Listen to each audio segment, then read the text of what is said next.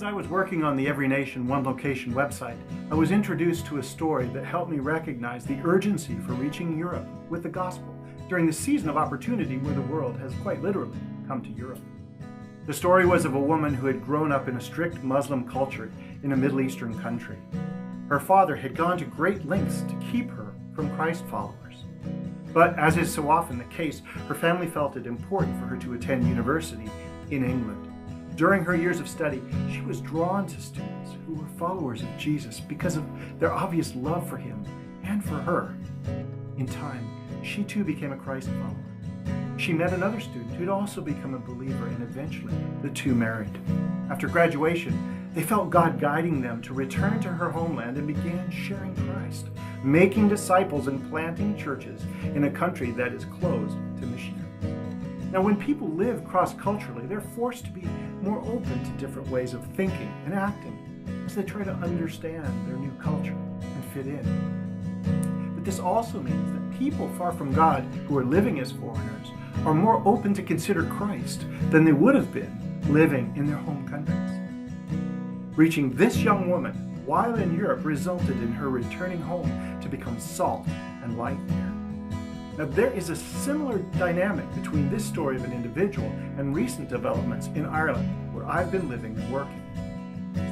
The Republic of Ireland has experienced unprecedented immigration over the last 10 to 15 years. We joke about being invaded in a friendly sort of way by the Poles, because once Poland was admitted into the EU, we saw over 250,000 Polish people move to Ireland due to the economic boom we were experiencing.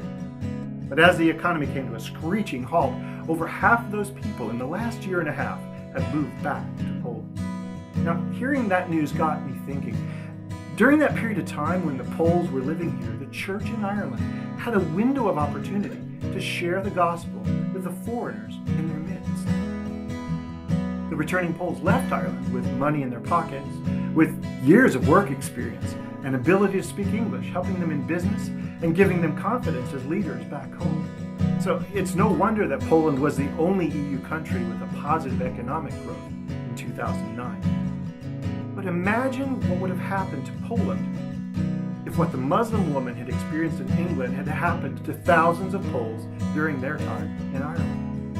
Recent articles are saying that Poland is one of the 10 most difficult cultures to reach people with the gospel. And yet, the church here in Ireland had at least the potential opportunity for several years to shape the spiritual future of Poland. As someone who served with GEM for over 25 years, I'm always being asked by people in the States about why it's so important to focus on here. I've never had trouble explaining the great need for the gospel here, but until now I've struggled to articulate a sense of urgency for the task. The experts tell us that this phenomenon of the world coming to Europe is largely based on economics. Europe is a dominant force socially, politically, and economically. But the world is changing. Economists predict major growth is coming outside Europe that will lead skilled immigrants and their families back to their countries. In our lifetime, going into all the world has gotten simpler because the world has come to Europe.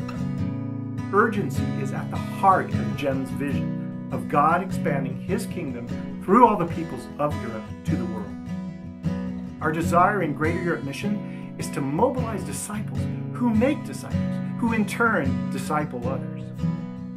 In the same way that we had an opportunity on a country level in Ireland with the Poles, or on an individual level with this Muslim woman in London, there is a window of opportunity now, not just for the European church, but for the global church to shape the spiritual future of the world as we reach the world that has come to Europe. What part will you play in expanding God's kingdom to the world through Europe?